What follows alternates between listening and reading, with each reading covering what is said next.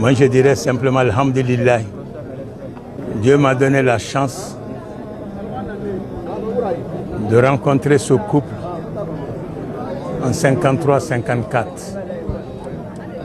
lors du mariage illustre de Sékou Touré à André Touré à la grande mosquée de Kankan en chantier, rénovation. C'était un jour de mariage. Sékou Touré n'était qu'un syndicaliste, président de la Confédération nationale des travailleurs de Guinée et de l'AOF. Les années sont passées. 4 ans, 5 ans après, la Guinée a accédé à l'indépendance. Sékou Touré et son épouse sont arrivés au sommet de ce pays avec la qualité de président de la République et de première dame de la République. Celle que nous accompagnons aujourd'hui, parce que c'est à elle que concerne la question, je peux dire qu'elle est la mère de la Guinée. Moi, je n'ai pas vu une présidente de la République ou première dame de la République. Moi, j'ai vu une épouse ménagère qui a soufflé sur la braise, la marmite dessus, ou sur le bois, pour préparer comme les autres femmes. Je l'ai vu laver le linge de son mari, comme n'importe quelle épouse. Je l'ai vu élever beaucoup d'orphelins. Et je l'ai vu se consacrer à la vie des démunis. Surtout à la condition de la jeune fille. Les centres de formation, à l'époque baptisés de Hadja André Touré, étaient dans toutes les fédérations de l'époque. La fédération de Conakry 1 et de Conakry 2, et dans les différents quartiers. Elle avait aussi une attention particulière pour les jeunes femmes en détresse avec leurs enfants. Le jardin de Guinée, centre d'accueil des jeunes enfants, des bébés, des nourrissons, c'est sa réalisation. J'ai vu une femme de foi. Elle est née de père catholique. Elle a été laissée pour des raisons de service par son père. Elle n'avait que 3 ans à Macenta. C'est de la peine, c'est vrai, mais ça a été le socle de son éducation. Parce qu'elle a connu les conditions les plus misérables de son enfance à cette époque. Avec sa mère et ses pères adoptifs, elle a eu l'éducation que nous avons vue en elle. Et c'est ce qu'elle a exprimé dans la gestion du pouvoir en Guinée. Penser à elle, c'est penser à la fois au bonheur et à la tristesse, à la peine. À la mort de son père, elle a connu les années les plus difficiles, les souffrances les plus inqualifiables, qu'elle a supportées avec résilience, honneur et dignité. À sa sortie de la prison, nous avons continué notre vie.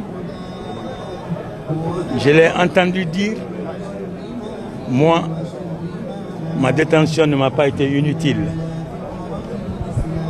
Ça m'a amené à lire et à écrire le Coran et à me renforcer davantage dans cette religion musulmane.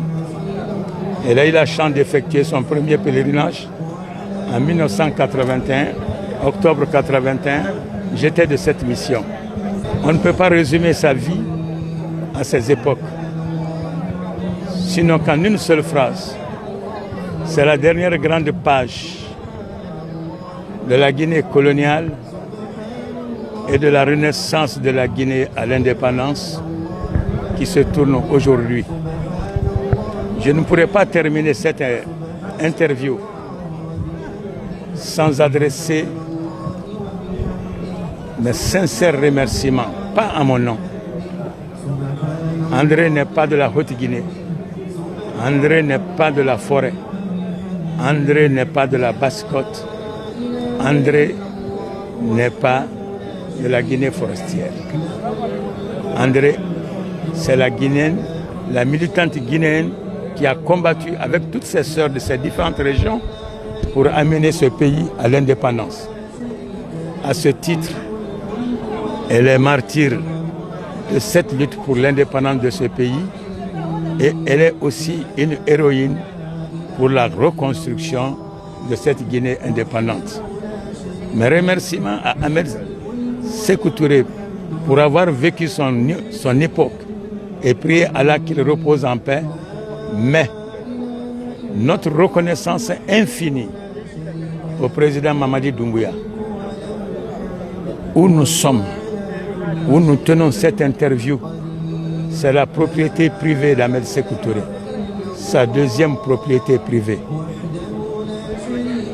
À la faveur de la loi cadre de 1968, qui a consacré la voie du socialisme à la Guinée, la propriété privée a été prohibée.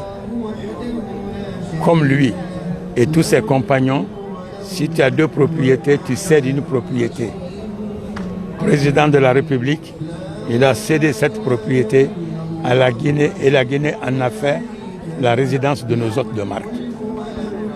Au changement de régime, la loi des nouvelles autorités ont restitué tous les biens saisis de suite de délits politiques ou économiques à leurs propriétaires et on a refusé de restituer cet endroit à la famille du président. Une reconnaissance infinie en remerciant Allah qu'il ait mis Mamadi Doumbouya sur cette voie qui a permis la récupération de ce lieu et le baptême de notre aéroport au nom de son. Mais surtout, au-delà de tout, d'avoir ramené Mohamed de sa prison à la liberté jusqu'à sa mère. J'ai vu sa mère dans sa détresse, celle que nous enterrons aujourd'hui.